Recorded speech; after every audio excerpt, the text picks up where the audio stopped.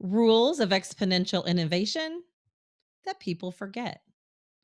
I'm Tonya Hall, and joining me is John Nosta, WHO Digital Health Technical Advisor, Google Health Advisory Board member, innovation theorist, and president of Nosta Lab. Welcome, John. Tanya, it's a pleasure. It's been too long. I think we've known each other. I'm not sure if it's 1 million or 2 million years, but it's been a pretty long time.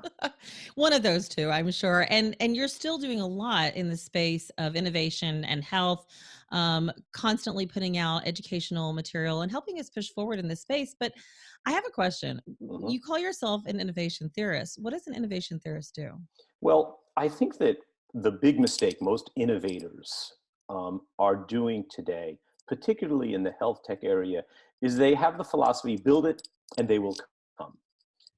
They have a great idea, but the ability of a marketplace to embrace and buy that particular product or concept is often difficult. So my interest is not only in the development of a really good idea or the development of a really cool product, but how we diffuse that innovation into a complicated healthcare system. We see this problem all the time. Physicians know about innovations, but they fail to adopt them. And consumer adoption is the linchpin of business success. I'd like to discuss your presentation called The 10 Rules of Exponential Innovation That People Forget, starting Mhm. by defining define exponential innovation for us. You know what? It's interesting. Maybe I'll define it the way most people do. And that's sort of like this abstract notion. It's kind of like a commodity. We need to be more innovative. And to me, innovation is less an ethereal concept, but more of a strategic idea. So if I told you, Tanya, or if I told a pharmaceutical company for them to be 20% more innovative, we need to really turbocharge our innovation. What do you do? It makes no sense because innovation is a strategically placed dynamic. For example, should we make the copier machines 20% more faster? Would that solve our innovation goals? Of course not.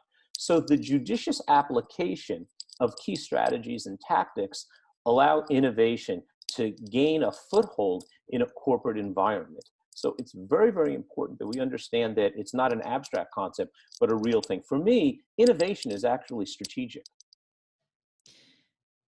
Three of your 10 rules really stood out to me. Rule number one is culture squashes innovation.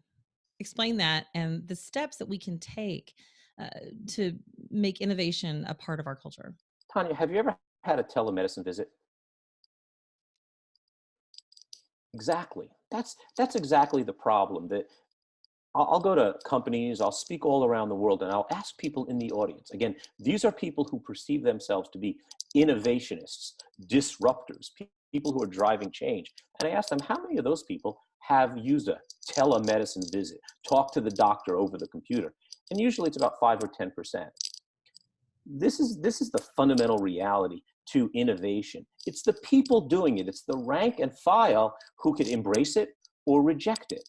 So when the CEO says, I want to be more innovative, we need to adopt innovative thinking, innovative strategies and tactics, it's really the rank and file, the people who are doing the work that have to embrace it. If they're not techno friendly, if they're not techno savvy, if they don't embrace technology perhaps in their life, then how are they possibly going to bring innovative ideas to the marketplace through their business structure? So for me, it's what happens on the inside of the company. It's that creative vibe that has to exist there. And it's tricky. That's a thing that it's got to be nurtured. It has to be fostered.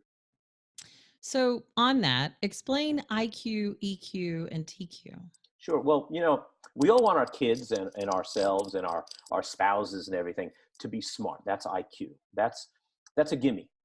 A few years ago, we began to explore the notion of the emotional quotient. We want our relationships to be empathic.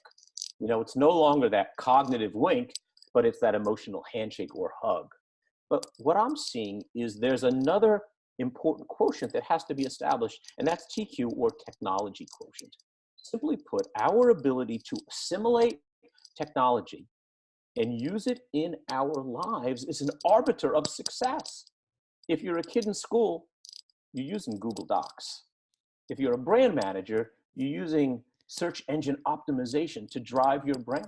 If you're a physician, you're using an electronic medical record or a newfangled stethoscope that is new and improved, or you're using nanoparticles to detect cancer earlier and earlier and earlier.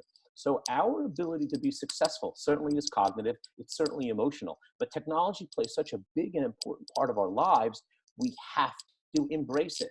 We can't be Luddites, we can't stick our head in the ground and hope for the best. It's just not going to work. What is velocity error? Um, I guess the simplest way to describe that is fail fast. I'm sure you've heard it a million times.